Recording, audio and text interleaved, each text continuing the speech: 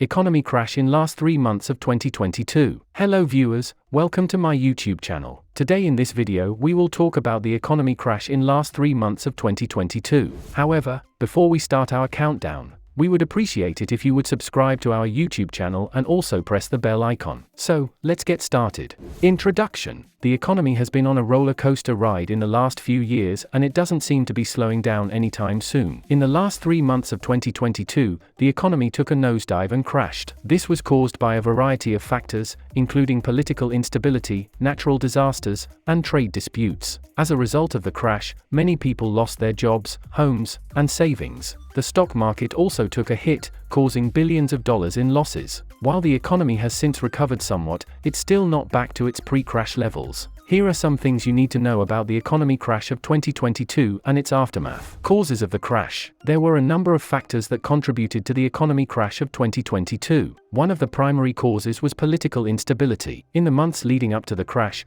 there was a lot of turmoil and unrest in many countries around the world. This instability led to a decrease in trade and investment, which put further strain on the global economy. Natural disasters also played a role in the crash. A series of major hurricanes struck several countries, causing widespread damage and destruction. This led to a decrease in production and an increase in prices for many goods and services. The disaster relief efforts also put a strain on government budgets, further exacerbating the economic problems. Finally, trade disputes between several countries also contributed to the economic decline. These disputes led to a decrease in trade and investment, as well as an increase in tariffs and other barriers to trade. This caused further economic hardship for many countries involved in the dispute. The aftermath of the crash. The economy crash of 2022 had a devastating impact on many people around the world. Millions of people lost their jobs, homes, and savings as a result of the crash. The stock market also took a hit, causing billions of dollars. In the last few years, the economy has been on a roller coaster ride with many ups and downs. The most recent down was a crash that happened in the last 3 months of 2022. This was caused by several factors, including political instability, natural disasters, and trade disputes. As a result of the crash, many people lost their jobs, homes, and savings. The stock market also took a big hit, causing billions of dollars in losses. The economy has since recovered somewhat, but it's still not back to its pre-crash levels. So what does this mean for you and your money? Here are some things you need to know about the economy crash of 2022 and its aftermath. Number 1. Political instability can lead to an economic crash. Number 2. Natural disasters can also cause an economic crash. Number 3. Trade disputes can trigger an economic crash. Number 4. When the economy crashes, people lose their jobs, homes, and savings. Number 5. The stock market also suffers when the economy crashes. Number 6. The economy usually recovers after a crash, but it takes time and doesn't always return to its previous levels. Number 7. You can protect your money by diversifying your investments and being prepared for an economic downturn. The economy crash of 2022 was a difficult time for many people. If you're worried about another crash happening, there are things you can do to protect your money. Diversifying your investments and being prepared for an economic downturn are 2 key strategies. What caused the economy to crash? The economy crashed due to a variety of factors. The most significant factor was the housing market bubble. This bubble created an artificially inflated demand for housing,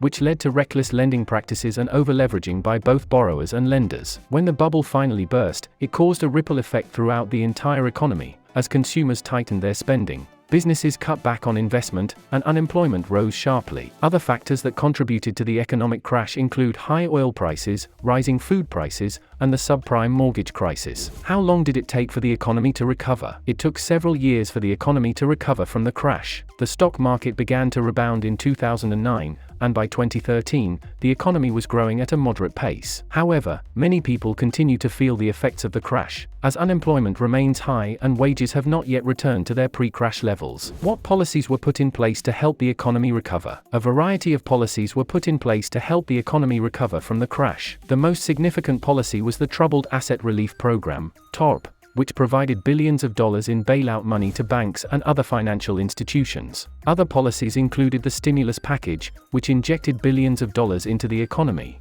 and the Dodd-Frank Wall Street Reform and Consumer Protection Act, which enacted stricter regulations on the financial industry. What has been the impact of the economic crash on society? The economic crash has had a number of negative impacts on society. One of the most significant is the rise in poverty and inequality. The number of people living in poverty increased sharply after the crash, as job losses and pay cuts left many families struggling to make ends meet. The gap between the rich and the poor also grew during this time, as the wealthy were able to weather the storm better than those with lower incomes. The economic crash also led to an increase in homelessness, as foreclosures and evictions left many people without a place to live. Finally, the crash has had a negative impact on mental health, as anxiety and depression have risen sharply in recent years. What are the long-term effects of the economic crash? The long-term effects of the economic crash are still being felt today. The most significant effect has been the rise in unemployment and underemployment. This has led to increased poverty and inequality, as well as a decrease in social mobility. The crash has also had a negative impact on retirement savings and investment, which has contributed to a decline in living standards for many older Americans. In addition, the economic crisis has led to a decrease in consumer confidence and an increase in business uncertainty, which has further slowed down economic growth. How will this affect the average person? When the economy crashes, it can have a ripple effect on everyday life. The average person may see a decrease in their wages or job prospects, and the cost of living may go up. This can make it difficult to pay for basic necessities like food and shelter. In addition, the value of savings and investments can plummet, leaving people with less financial security. The psychological impact of an economic crash can also be significant, leading to anxiety and even depression. In the most extreme cases, an economic crash can cause social unrest and riots. This can put people in danger and damage infrastructure. The aftermath of an economic crash can be devastating for individuals and society as a whole. What can you do to prepare for an economic crash? There are a few things you can do to prepare for an economic crash. Firstly, try to diversify your income sources so that you're not reliant on just one source of income. Secondly, build up an emergency fund that can cover your living expenses for at least 3 months. This will help you weather any financial disruptions caused by an economic downturn. Finally, consider paying off any high-interest debt before an economic crash hits, as this will save you money in the long run. An economic crash can have a ripple effect on everyday life, so it's important to be prepared. Try to diversify your income sources, build up an emergency fund, and pay off high-interest debt before an economic downturn hits. What can be done to prevent this from happening again? There are a number of things that can be done to prevent another economic crash from happening. Firstly, it is important to ensure that there is strong regulation in place for the financial sector. This will help to prevent excessive risk-taking by banks and other financial institutions, which can lead to crashes. Secondly, it is also important to have a well-functioning social safety net in place. This will help to protect people from becoming too deeply indebted if they lose their jobs or face other financial difficulties. Finally, it is also important to educate people about personal finance and investment so that they can make more informed decisions about how to manage their money. The 2008 economic crash was caused by a number of factors, including lax regulation of the financial sector, excessive risk-taking by banks and other financial institutions,